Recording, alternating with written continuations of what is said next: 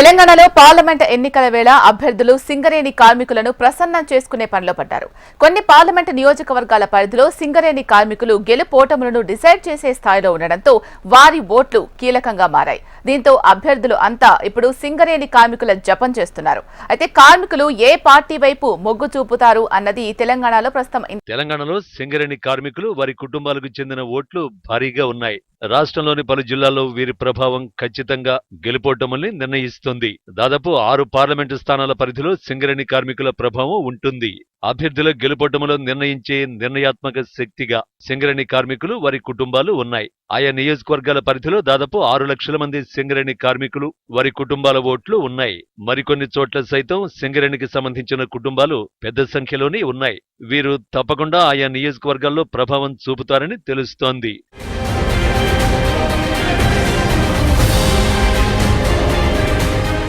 ఈ విషయాన్ని పసిగట్టిన ప్రధాన రాజకీయ పార్టీలు సింగరేణి సంస్థపై ప్రత్యేక దృష్టి సారిస్తున్నాయి. సింగరేణి గుర్తింపు సంఘం ఎన్నికల్లో బీఆర్ఎస్ అనుబంధ సంఘమైన టీబీజీకేఎస్ ను అధికారం నుంచి దించేసి కాంగ్రెస్ అనుబంధ సంఘమైన ఐఎన్టీయూసీకి పట్టం కట్టారు. అదే సమయంలో సిపిఐ అనుబంధ సంఘమైన ఏఐటీయూసీని సైతం ఆదరించారు. ఇక అసెంబ్లీ ఎన్నికల్లో ఏకపక్షంగా కాంగ్రెస్ పార్టీ వైపు మొగ్గు చూపారు.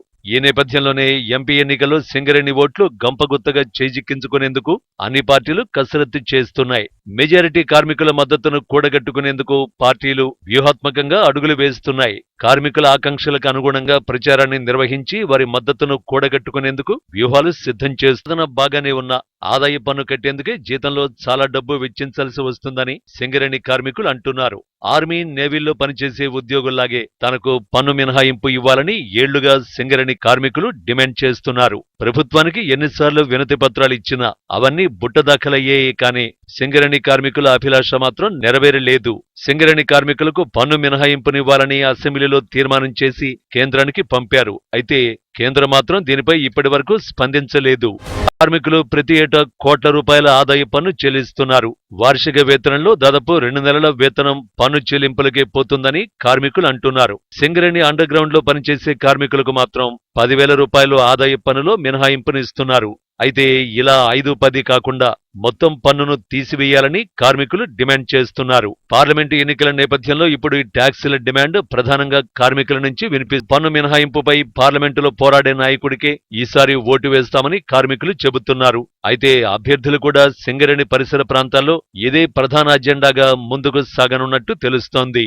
కార్మికులు వారి కుటుంబ సభ్యుల ఓట్లు గంపగుత్తగా పడితే విజయం తథ్యమని గుర్తించిన అభ్యర్థులు వారిని ప్రసన్నం చేసుకునేందుకు అయితే కార్మికులు ఎవరి వైపు నిలుస్తారన్నది మాత్రం ఎవరికీ అంతుపట్టడం లేదు. గతంలోలాగా కార్మికులు ఎవరికి ఓటు వేస్తారన్నది ఊహించడం కష్టంగా మారింది. దీంతో సింగరేణి కార్మికులు కాంగ్రెస్, బీఆర్ఎస్, బీజేపీ పార్టీల్లో ఏ పార్టీకి పట్టం కడతారన్నది ఉత్కంఠ